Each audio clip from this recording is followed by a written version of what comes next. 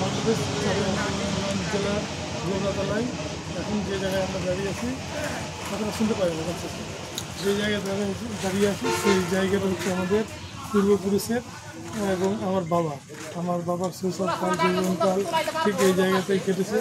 আমার দাদা একটা সময় বাবা পরিবার সবাই মিলে 1971 সালের সময় যে সমস্যায় এই জায়গা ছেড়ে ভারতে চলে গেছিল 1981 সালের পর থেকে দীর্ঘ 42 বছর এই জায়গার যোগাযোগের মধ্যে ছিল না।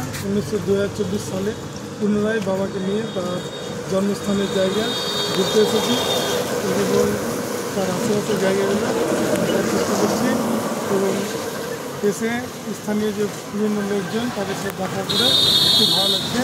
দেখতে পাচ্ছি আমার বাবার এই যে নদী, এই নদীর ধারেই ছিল বাড়ি। এই যে সেই নদী